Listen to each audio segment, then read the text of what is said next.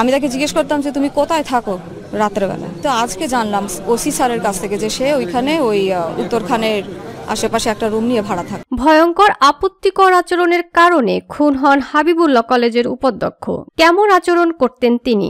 টাকা পয়সা রাখার ব্যাগ হারিয়ে কমলাপুর রেল স্টেশনে অসহায় অবস্থায় পড়েন এক দম্পতি। তাদের দুজনের বয়স 25-এর কম। তাদের অসহায়ত্ব দেখে সাহায্যের হাত বাড়িয়ে দেন হাবিবুল্লাহ বাহার ইউনিভার্সিটি কলেজের ভারপ্রাপ্ত উপাধ্যক্ষ মোহাম্মদ সাইফুর রহমান ভূঁইয়া।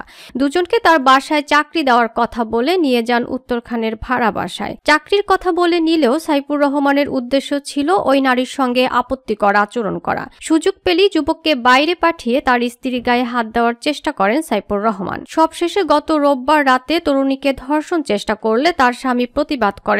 ধস্তাধস্তি হয়। এক পর্যায়ে বটি দিয়ে সাইফুর রহমানকে এলোপাতাড়ি কুপিয়ে পালিয়ে যায় ওই দম্পতি। পরে সাইফুর রহমানকে উদ্ধার করে উত্তরার একটি হাসপাতালে নেওয়া হলে চিকিৎসকরা মৃত ঘোষণা করেন। এরপর থেকেই ওই দম্পতিকে খুঁজছিল পুলিশ।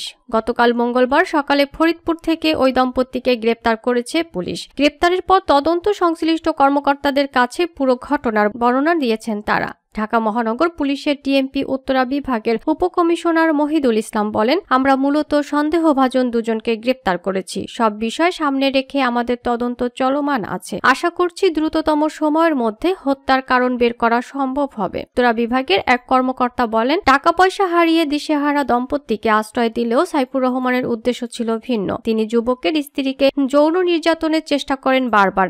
একবার ধর্ষণ করেছেন বলেও গ্রেপ্তারকৃত নারী দাবি করেছেন। গত 28 ফেব্রুয়ারি কমলাপুর রেল স্টেশনে টাকা পয়সা হারিয়ে অসহায় অবস্থায় বসেছিলেন ওই নারী। সাহায্যের জন্য পাশের একজন নারীকে ডাকলে তাদের কাছে আসেন সাইফুর রহমান। পুলিশের এক কর্মকর্তা বলেন, টাকা পয়সা হারিয়ে যাওয়ার কথা শুনে সাহায্যের হাত বাড়িয়ে দেন সাইফুর রহমান। তার 6তলা বাড়ি ও গাড়ি রয়েছে জানিয়ে দুজনকে তার বাসায় থাকার জন্য বলেন সাইফুর। সব শুনে এক পর্যায়ে গ্রেপ্তার স্বামী স্ত্রী সাইফুর রহমানের বাসায় যেতে রাজি হন। গ্রেপ্তার দুজনকে প্রাথমিক জিজ্ঞাসাবাদের বরাতে তদন্ত সংশ্লিষ্ট পুলিশের এই কর্মকর্তা বলেন, সাইফুর রহমান বলেছিলেন তার বাসায় স্ত্রী সন্তান আছে, কিন্তু উত্তরখানে বাসায় গিয়ে চাবি দিয়ে বাসার তালা খোলার সময় তারা স্ত্রী সন্তানের কথা জানতে চাইলে সাইফুর রহমান বলেন, স্ত্রী সন্তান কয়েকদিনের জন্য বেড়াতে গিয়েছে, তারা চলে আসবে। বাসায় যাওয়ার পর থেকেই নারীকে বেড টাচ করে আসছিলেন সাইফুর রহমান। নানা অজুহাতে যুবককে নিচে বা বাইরে পাঠিয়ে তার স্ত্রীকে যৌন নির্যাতনের চেষ্টা করেন। সবশেষে গত রোববার রাতে তরুণীকে ঘুমন্ত অবস্থায় ধর্ষণের চেষ্টা করেন সাইফুর রহমান। ওই দম্পতির বরাতে পুলিশ কর্মকর্তা বলেন, রোববার রাতে স্বামী ঘুমিয়ে পড়লে তার স্ত্রীকে ধর্ষণের চেষ্টা করেন সাইফুর রহমান। ধস্তাধস্তিতে স্বামীর ঘুম ভেঙে গেলে সাইফুর রহমানের সঙ্গে হাতাহাতি হয়। এক পর্যায়ে বটি দিয়ে এলোপাতাড়ি কুপিয়ে সাইফুর রহমানকে গুরুতর আহত করে পালিয়ে যান তারা। খোঁজ নিয়ে জানা গেছে, নিহত সাইফুর রহমান হাবিবুল্লাহ বাহার ইউনিভার্সিটি কলেজের গণিত বিভাগের সহযোগী অধ্যাপক ছিলেন।